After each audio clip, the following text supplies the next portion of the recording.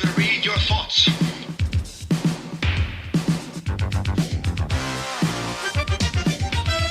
From the future. The movies of 1985. Hello, everybody, and welcome to week 6 of the year 1985. Tuesday, the 5th of February to Monday, the 11th of February. My name is Jason Hutchins, and I'm trapped in the year 1985. And all I have to keep me entertained is my trusty video cassette recorder. Every week I spin a bingo machine to select a number of a movie that I'm going to be watching during the week, and I'd like you to join along with me. Being trapped in the year 1985 isn't too much fun. It's quite a dystopian world that I'm living in. What with the AIDS virus and the famine in Ethiopia, the Cold War, Ronald Reagan as president in the United States with George Bush Sr. as the vice president, Margaret Thatcher in the UK.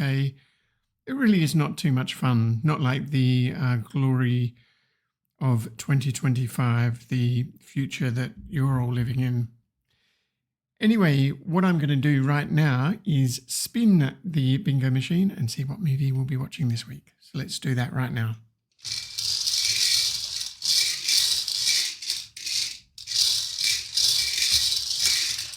Finally, a ball is out. That took a while. So this is, I can't believe it, it's number one. Number one took all year to come out last year when we watched the movies of 1999. It was the last number drawn of the year. It was Being John Malkovich. Then, today, let's have a look. What is it in 1985? It is Ladyhawke. Now, if you're in Australia in the year 2025, you can watch that on Disney+. But me, trapped in 1985, I'm going to have to go to my local video rental store and pick up the video cassette. So I'll just pop out and do that now, and I'll switch on the TV so you've got something to listen to while I'm away. Back soon. Yes, sir. Once again, we got 18 headliners from around the world on one big album for you with Models, Aretha Franklin, Eurythmics, Huey Lewis and the News, Pointer Sisters.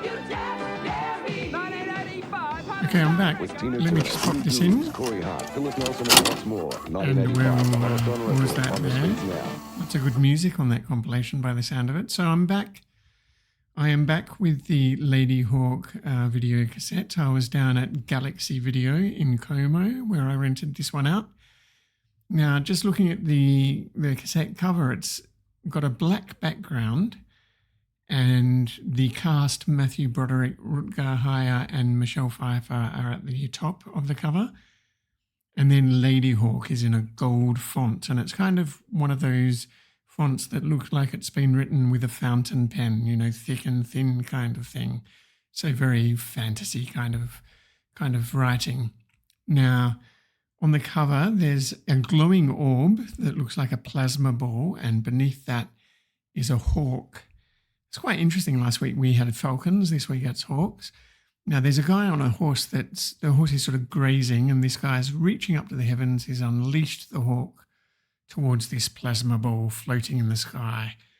To the right of that, there's the face of a beautiful woman, presumably Michelle Pfeiffer, sort of in the clouds. And to the left, there's Rutger Hauer with his sword by the looks of it, that has an orb on the hilt as well. And Matthew Broderick in what looks like a hoodie, but I'm guessing he's a monk or something. Now, flipping over to the back cover, let's see. So there's a few images from the movie. There's the guy with the hawk. There's Matthew Broderick in his hoodie again. And then you see the man and the woman embracing in a church or something. Now, the little blurb says, Pickpocket Gaston, the mouse, becomes the only man to escape the terrifying dungeons of Aquila alive for the moment. He joins forces with Neveri. Sorry, I haven't watched this movie this century or last century or future century. You know what I mean. I haven't watched it since the 80s, so I'm getting all the names wrong. He joins forces with Naveri, a fugitive warrior, and is entrusted with his steed and hawk. Together, cunning thief and cursed swordsman must battle supernatural forces to break the spell of fiendish cruelty. Sorry about my pronunciation there. So it's a Larry Schuler film. Richard Donner presents Ladyhawke. And I've named the cast already. So it's pretty much bang on 2 hours. So I tell you what, I paused the video. I think it's time to press play on tape, and you guys can listen to the trailer while I watch the entirety of Ladyhawke. So see you once the movie's over.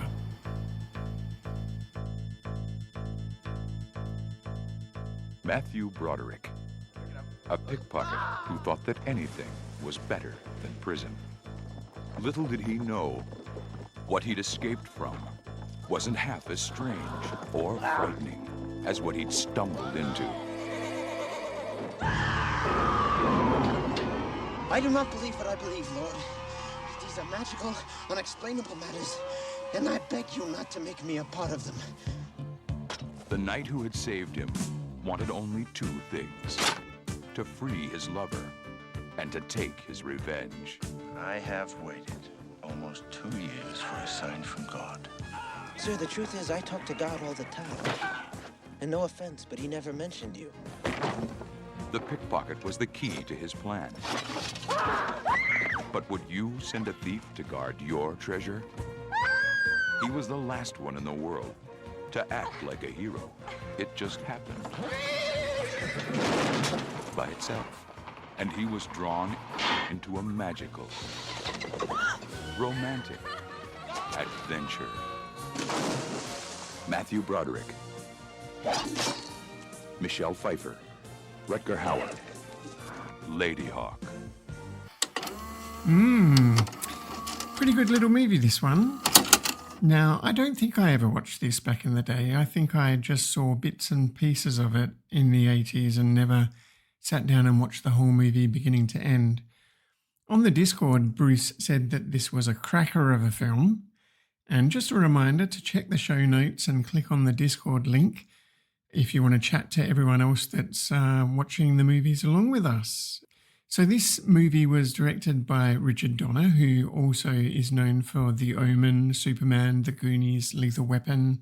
I mentioned at the beginning when I was looking at the videotape cover that there was a plasma ball on the cover. Now, obviously that's the sun or an eclipse, but it does have lightning in it, so it was a bit confusing. And there's no ball or orb on the pommel of the sword, like I said there was. Just jewels, and Naveri is trying to fill in a missing jewel by killing someone. Now, apart from the three main leads that I mentioned that play the main roles, Gaston, Naveri, and Isabeau, we thought it was a mispronunciation of Isabel, but it is spelt differently. Apart from the three main leads, there's also Leo McKern playing Imperius, and he would be known to people my age as Rumpole of the Bailey. And there was a bit of a karate chop that was done to Imperius's neck in the movie, so I'm going to give it 1 bingo point for a very brief karate fight. Leo McKern was an Australian actor who emigrated to the UK at the age of 26, and he's known for having, a honker of a nose, but also for having a glass eye because of a childhood accident. Now, Alfred Molina was in it. He played Cesar, the assassin, I suppose you'd say.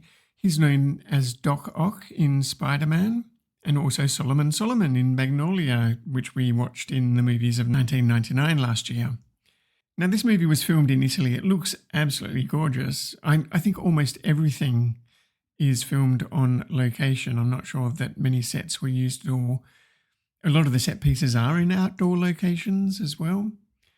And it was a co-production between the US, the UK and Italy. One thing that you really notice with the cinematography, though, is they use a filter on the camera lens for almost all of the outdoor shots.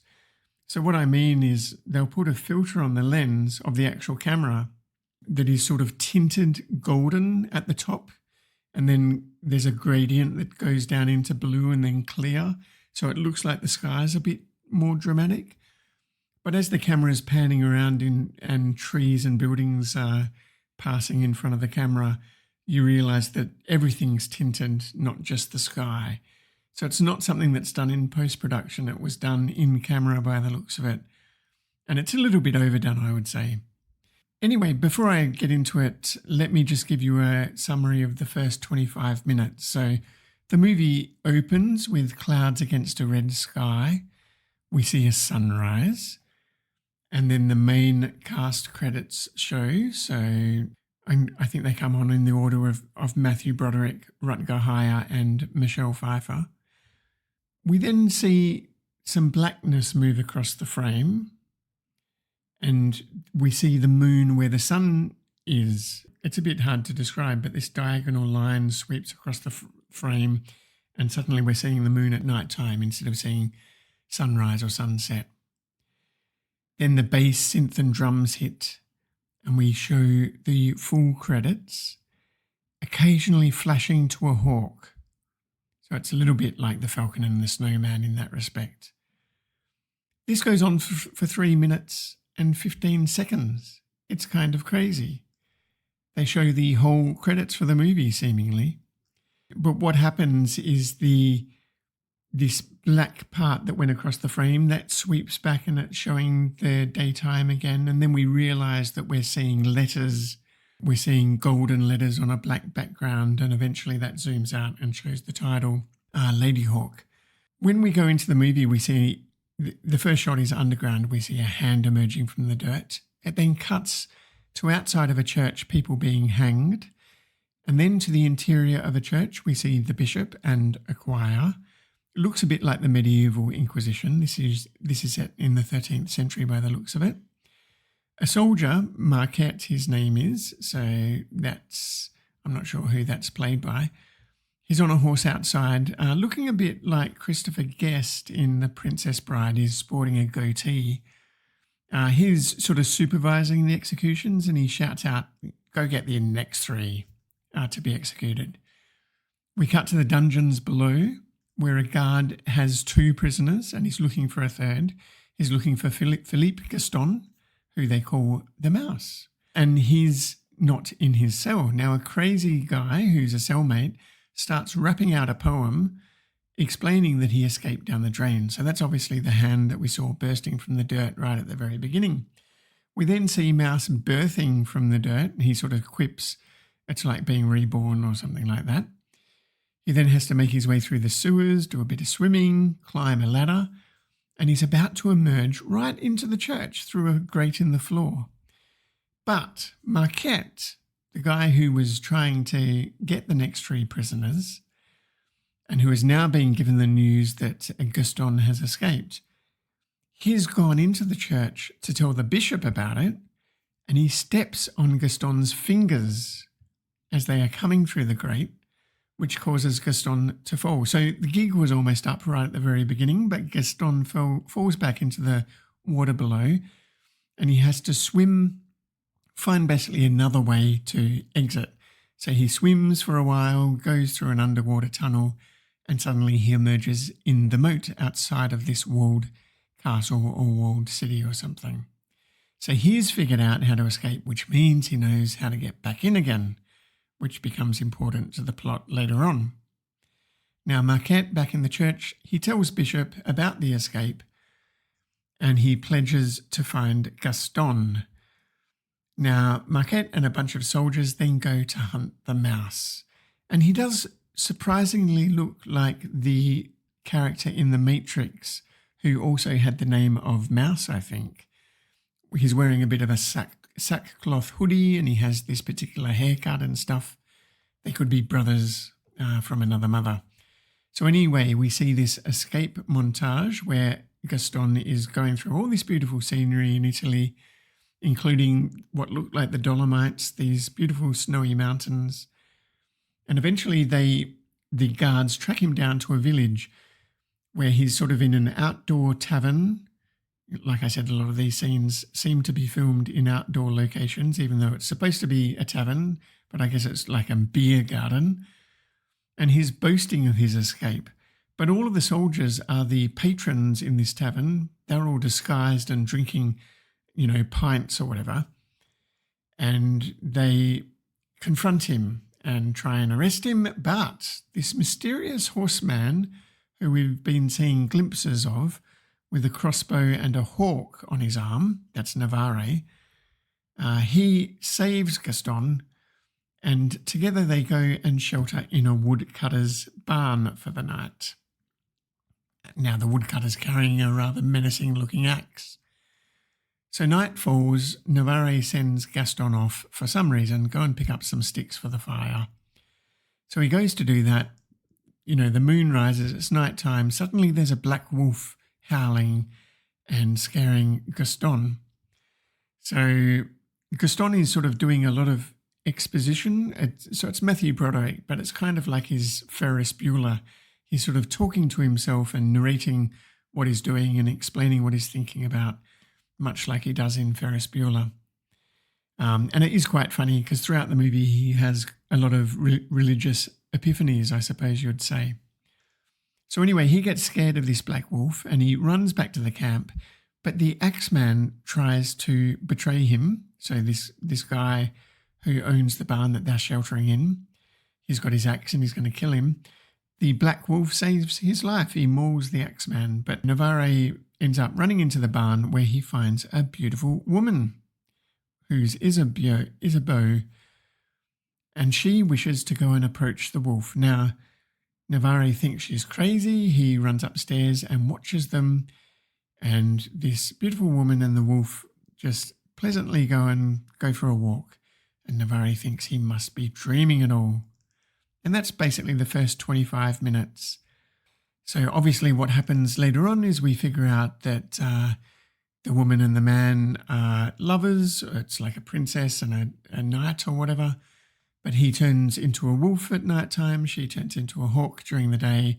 And they only have a minute together at sunrise and sunset to reach out forlornly for each other by the looks of it. As my kid said, it's basically the plot of Shrek. So in one scene, Navarre tells Gaston to ride his horse to Imperius's castle, and he slaps the horse on the rear to make it run. Now, the first time they filmed that, he slapped it a little bit too hard, and the horse just took off over a hill and kept on going all the way to the horizon because poor old Matthew Broderick didn't know how to make it stop. So everyone had to sit around and wait for him to come back. So I thought that was quite funny. And like I said, there was a bit of a karate action. So I gave it a point for that. There was also a bingo point for lots of synth on the soundtrack. We give bingo points for saxophone on the soundtrack, but I'm willing to pay synth as well. I think that's fair enough. And I gave it a third bingo point for a bit of unrealistic fake blood, which we saw on, I think, Rutger Hauer's face during an interrogation scene or something like that. Bruce on Discord suggested that this movie would go well paired with Willow, which was a 1988 Ron Howard movie written by George Lucas with Val Kilmer and Warwick Davis in.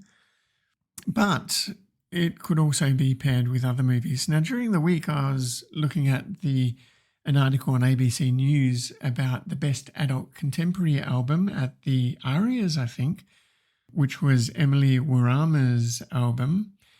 And she was saying that she's inspired by fantasy, and her favourite movie is Ridley Scott's movie with Tom Cruise and Tim Curry and Mia Sara.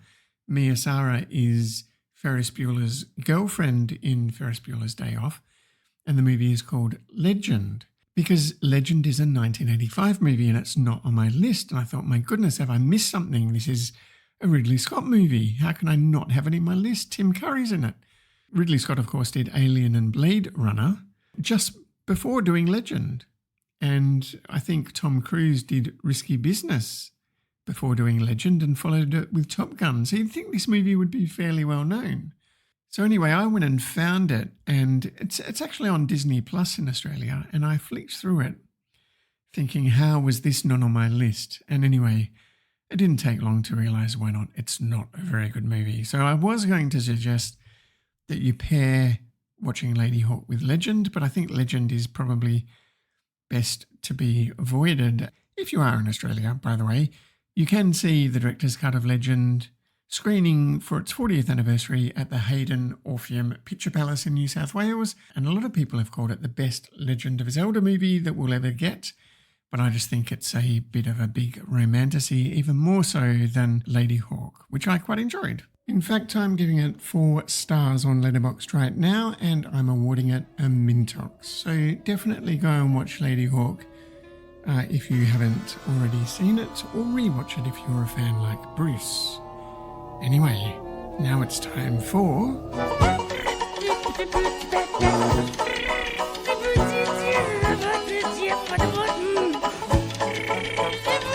I'm driving along and I'm just singing my song. I'm in a news-free zone. Well, welcome to the News-Free Zone, everybody. That time of the podcast where we forget the news of 2025 by looking back at the news of 1985.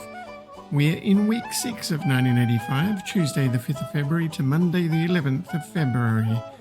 And in this week, Steve Wozniak, the co-founder of Apple Incorporated, announced his departure from the company to pursue other ventures. Now, this is just a year on from the 1984 Mac advert, and I think Macs hadn't been out for very long at all, so his departure was pretty soon after the Mac release, wasn't it? In this week as well, we had the first successful synthesis of a human gene in bacteria, which marked a significant milestone in genetic engineering. Of course, that's very much run-of-the-mill these days. Also, Madonna's single Like a Virgin reached number 1 in the UK singles chart, solidifying her status as a pop icon. And finally, the animated TV series The Jetsons, basically Flintstones in space. It aired its final original episode, concluding a run that began in the 1960s.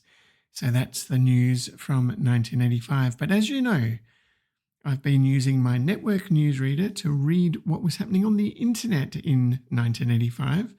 And you can do the same if you go to Old Usenet or olduse.net in your web browser. Now, over on net.kids, Tom Dennehy of The Growing Stage, a New Jersey-based professional children's theatre, now he posted an article saying that he'd been looking for a suitable adaptation of A Christmas Carol for years and years, and he had finally discovered Mr. Magoo's Christmas Carol. Now, I mention that because it's a huge hit in my family every Christmas. My brothers and I used to watch it when we were kids, and now my kids watch it every Christmas. It's a very funny musical send-up of A Christmas Carol. And he also asked, what the hell is raspberry dressing?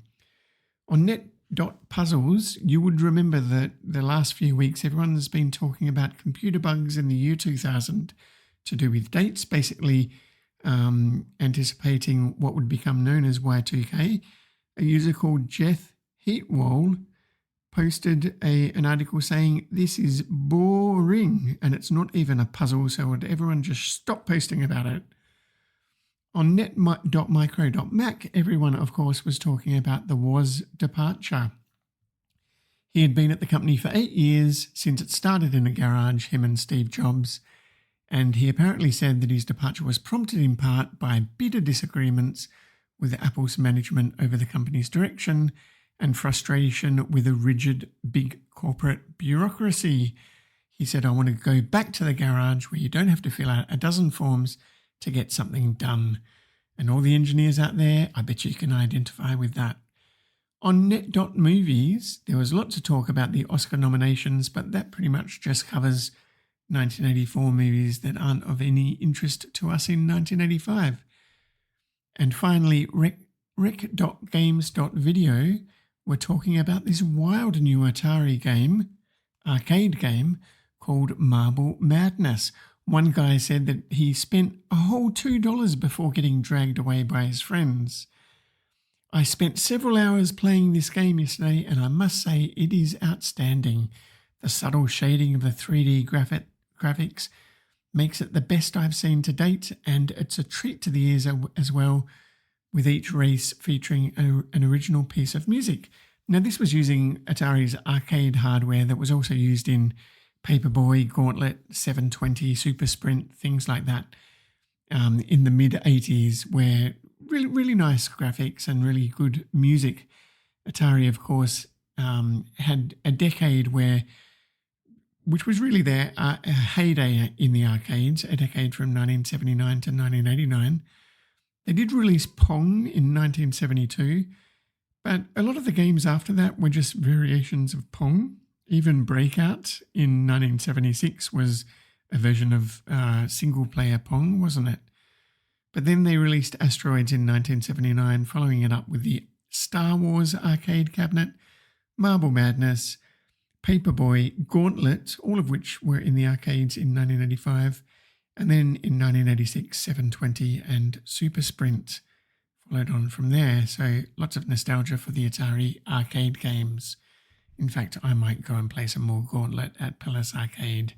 It's always good fun with 4 players. Well, there you go. That's the end of this episode. Please join us next week, where I'll be spinning the bingo ball from the year 1985 once again, and I'll be renting a video cassette to watch with you all. Until next week, let's bring on those electronic tom-toms, and it's goodbye from me.